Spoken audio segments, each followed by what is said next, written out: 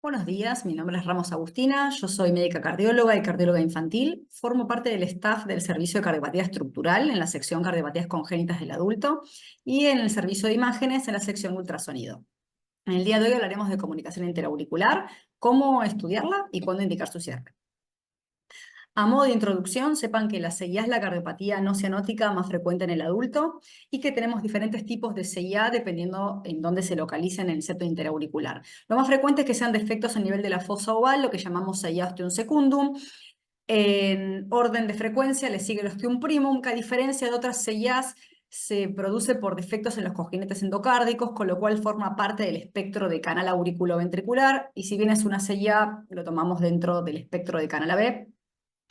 En tercer lugar, encontramos la CIA tipo seno venoso, es decir, en relación con el ingreso de las cavas. Lo más frecuente es la seno venoso superior. Y en el más del 90-95% de los casos asocia a drenaje anormal, a drenaje anómalo de la vena pulmonar superior derecha. En menos frecuencia tenemos la CIA tipo seno coronario por un seno coronario destechado. En la fisiopatología encontraremos sobrecarga de volumen de cavidades derechas y de la vasculatura pulmonar, y la magnitud del cortocircuito va a depender del tamaño de la CIA, de la relación entre las resistencias vasculares pulmonares y sistémicas y de la distensibilidad diastólica de ambos ventrículos. Esta es la razón por la cual muchas CIAs no tienen repercusión durante gran parte de la vida, y en la medida que la distensibilidad del VI disminuye, pacientes de 50, 60, 70 años empiezan a tener repercusión hemodinámica a través de su CIA. El examen físico nos traerá signos y síntomas siempre y cuando la sequía sea significativa. Esto suele ser cuando es mayor a 1 centímetro. Encontraremos soplo sistólico eyectivo en foco pulmonar por una estenosis pulmonar relativa. Tengo el mismo anillo, pero con más flujo. Esto es lo que escuchamos soplar. La CIA per se no sopla porque comunica dos cavidades de baja presión. Encontraremos un segundo ruido desdoblado por retardo en el vaciamiento del BD, retrasando el cierre valvular pulmonar. Y en los cortocircuitos grandes, esto es en QPQS mayores a 2,1, luego veremos QPQS, encontraremos soplos diastólicos de estenosis tricuspidia relativa por el mismo motivo que la estenosis pulmonar relativa. Habitualmente son asintomáticos, pero puede haber síntomas, los más frecuentes: disnea, arritmias supraventriculares y, en casos avanzados, obviamente, insuficiencia cardíaca derecha e hipertensión pulmonar. En los métodos diagnósticos tenemos el electrocardiograma. Este es un típico electro de paciente de CIA con cavidades derechas sobrecargadas, eje a la derecha, progresión RS en precordiales derechas, puede haber PR prolongado y arritmias supraventriculares. Hago una salvedad para la CIA ostium primum, que es como se ubica en la cruz del corazón, dada la relación anatómica con el sistema de conducción. El eje va a ser de mi bloqueo anterior izquierdo, no va a ser eje derecho. En la radiografía de tórax tendremos cardiomegalia a expensas de cavidades derechas, dilatación de la arteria pulmonar, signos de hiperflujo, hilios congestivos y, si los hubiere, signos de hipertensión pulmonar. El ecocardiograma transtorácico es la herramienta para diagnosticar y evaluar. Debemos ver el tipo y el tamaño de la CIA y si tenemos repercusión o no. La repercusión la veremos con el tamaño de las cavidades derechas, con el movimiento septal anormal por sobrecarga de volumen. Fíjense esta fotografía de un eje corto a nivel ventricular, como en diástole el septum se aplana por la sobrecarga volumétrica derecha. Veremos velocidades anterógradas en válvula pulmonar, válvula tricúspide, venas pulmonares incrementada, con los valores que ven en el recuadro de abajo. Si hay signos o no de hipertensión pulmonar, debemos evaluar la presión sistólica, diastólica y media de la pulmonar, siempre y cuando haya una insuficiencia tricuspidia y pulmonar que nos lo permita, y ver otra cardiopatía asociada, porque puede asociarse con frecuencia prolapso válvula mitral, insuficiencia tricuspidia secundaria por dilatación anular, membranas subaórticas y miocardiopatías, entre otras. La relación QP-QS es la relación entre el flujo pulmonar y el sistémico. En condiciones normales, el flujo que pasa por la pulmonar es el mismo que va a salir por la aorta. Es decir, el QP-QS es igual a 1. Pero cuando tenemos cortocircuitos de izquierda a derecha, el flujo que recibe el pulmón es mayor al que sale por la aorta, por este cortocircuito izquierda a derecha. Entonces el QP-QS será mayor a 1. Y será menor a 1 cuando el cortocircuito se invierta, o sea, predominantemente de derecha a izquierda. Entonces el flujo que recibe el pulmón es menor, porque el flujo escapa de derecha a izquierda, y lo que sale por la aorta es mayor, es decir, que nuestro QPQS es menor a 1. El QPQS se puede estimar por ecocardiograma. Para eso necesitamos evaluar el área y los BTI de ambos tractos de salida para obtener los volúmenes sistólicos del izquierdo y del derecho, y de ese modo hacer la relación. Por eco puede haber errores en la medición del QPQS, ya sea interobservador, incluso intraobservador, a veces las ventanas acústicas son limitadas. Sepan que no es lo más importante en el informe del eco. En el informe del eco lo más importante es el tipo de CIA, el tamaño que tenga y la repercusión en cavidades derechas y vasculatura pulmonar, como lo vimos en la filmina anterior. Si se puede evaluar el QPQS de manera fidedigna, genial, si no, no es algo trascendental para el informe. Aquí vemos ejemplo de una CIA ostium secundum grande con repercusión. Vemos un zoom a nivel de un eje corto, a nivel de grandes vasos. Vemos esta CIA de izquierda a derecha, una CIA ostium secundum más con extensión anterior, ¿no? Porque está en relación con la aorta. Vemos la gran dilatación aquí de las cavidades derechas y el movimiento septal anómalo que hablábamos por sobrecarga de volumen. Este es otro ejemplo, pero ya una CIA grande, 3,4 centímetros, con hipertensión pulmonar. Fíjense que si bien el flujo a través de la CIA en esta vista subcostal de 4 cámaras es de izquierda a derecha, ya vemos este jet en azul que nos da a pensar que hay una insuficiencia tricuspidia severa que se mete a través del defecto. Y aquí vemos gran repercusión derecha, mega aurícula derecha, anillo tricuspidio muy dilatado, insuficiencia tricuspidia severa, estimando un gradiente entre ambas cavidades derechas de 45-47 milímetros de mercurio, lo que nos hace estimar una presión pulmonar elevada. Los dos espectros, ¿no? La CIA con repercusión y la CIA ya pasada con hipertensión pulmonar. El ecocardiograma transesofágico nos agrega fundamentalmente la valoración de bordes de esta CIA para ver si es posible el cierre percutáneo. El mismo es posible cuando el tamaño de la CIA no supera los 36 milímetros y cuando el borde inferior o póster inferior, fíjense aquí en este dibujo, es decir, los bordes que están en relación con la vena cava inferior, sean mayores a 5. Esto es muy importante para que el dispositivo no embolice. También nos agrega valoración anatómica con mayor precisión, se pueden adquirir imágenes en 3D, como es este caso que les muestro aquí. Fíjense que si la CIA tiene más de 23-24 milímetros por metro cuadrado, muy probablemente vaya a cirugía. También se pueden ver, bien digo, defectos multifenestrados, como es el caso de la CIA con un tabique que la divide en dos y la convierte en un defecto multifenestrado.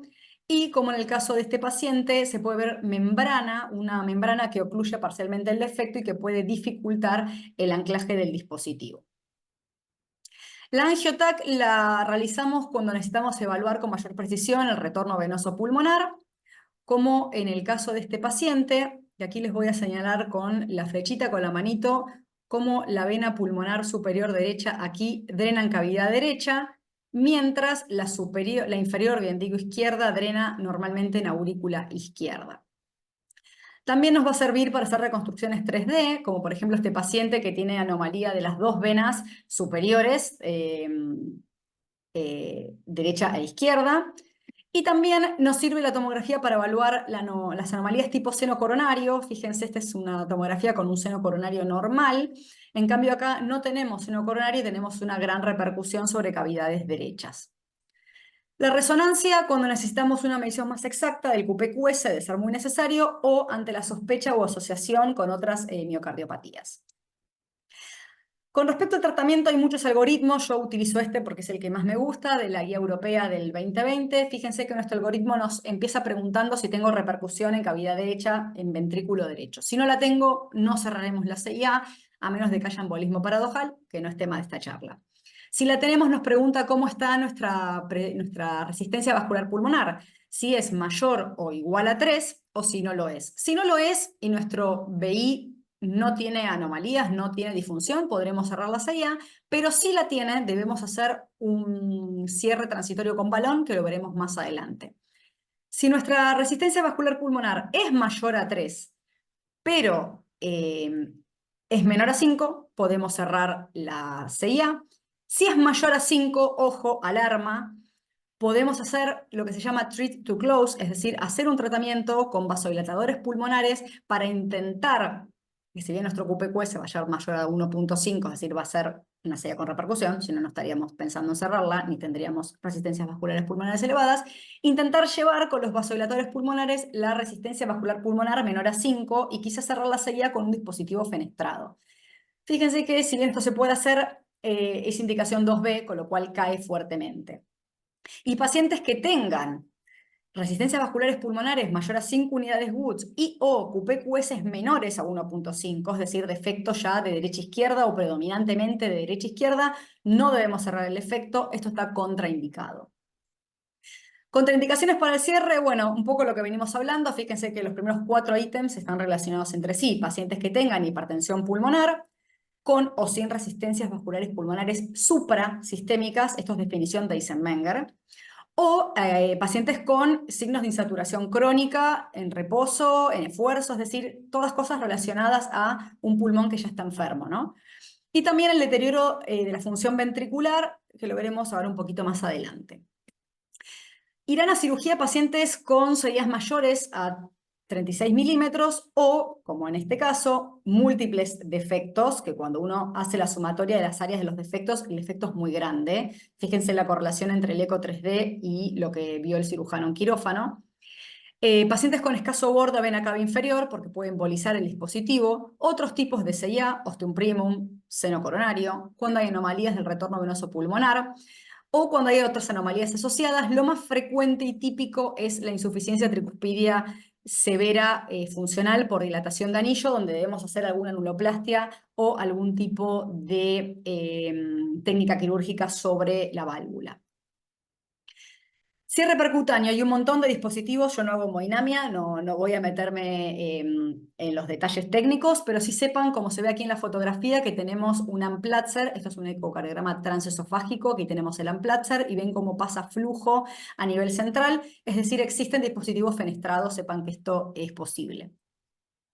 Escenarios difíciles en la hemodinamia, bueno, serías mayores a 36 milímetros porque puede quedarme todo mi septum con un dispositivo muy grande y puede haber fugas también, en especial en los extremos. Cuando haya escaso borde inferior, con la tan temida embolización del dispositivo, como lo ven en este eco. Cuando la sería sea multifenestrada, lo mismo, porque va a necesitar un dispositivo muy grande o porque puede haber defectos residuales significativos. Cuando el septum interauricular sea muy laxo, sea muy aneurismático en su totalidad, o cuando haya disfunción ventricular, y acá sí voy a hacer un parate.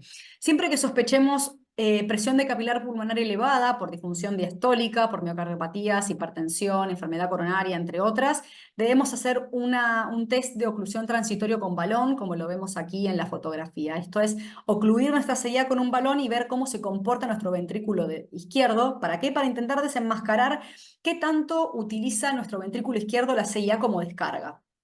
Entonces, no debemos cerrar la CIA en aquellos pacientes donde nos aumente la presión arterial pulmonar media, cuando nos caiga la tensión sistólica, cuando haya signos de edema pulmonar o nos aumente mayor a 10 milímetros de mercurio sobre el valor, bien digo, basal, la WAGE. Aquí abajo tienen los valores de cada cosa que les digo. En estos pacientes no debemos cerrar la CIA.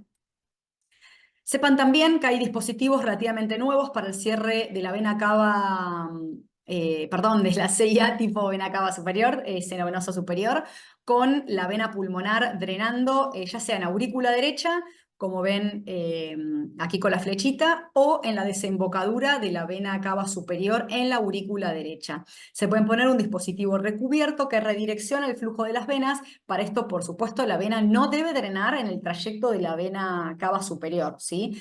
Sí en el septum o pegadito a la desembocadura de la vena cava superior, como lo ven en el gráfico. Esto es una experiencia que hicimos en IGUA, perdón la calidad del video. Vemos a este paciente con una vena pulmonar anómala drenando en cavidades derechas. Lo que se debe hacer en este caso es hacer un test de oclusión con balón para ver que el flujo de la vena pulmonar no quede ocluido y que se redireccione correctamente, como vemos aquí en el video. Cuando esto es posible, ya se coloca el dispositivo, se instila contraste sobre la vena, como vemos aquí, la vena queda redireccionada hacia cavidades izquierdas. Fíjense la diferencia de este video con el primero que drenaba en cavidades derechas. Y una vez que la vena, vemos que la vena va a drenar normalmente, ya se libera el dispositivo y acá con contraste vemos cómo la CIA queda ocluida, la vena redireccionada y todos contentos. Bueno, a modo de consideraciones finales, la CIA es la cardiopatía no cianótica más frecuente en la población adulta, afectando cavidades derechas y vasculatura pulmonar por sobrecarga de volumen. Fundamental el rol del ecocardiograma transesofágico 2 y 3D y su adquisición o su asociación bendigo con la angiotomografía o la resonancia de ser necesario para evaluar anatomía y diagnóstico de defectos asociados. Elegir minuciosamente el candidato a cierre y de qué forma será abordado, tener en cuenta que puede acompañarse de otras malformaciones congénitas o incluso adquiridas que pueden dificultar el tratamiento, y que es de suma importancia contar con un equipo de trabajo multidisciplinario para abordar mejor a estos pacientes y no tener dudas a la hora de indicar el cierre de la CIA. Muchas gracias, espero que les haya sido de utilidad y les haya gustado. Hasta luego, hasta la próxima.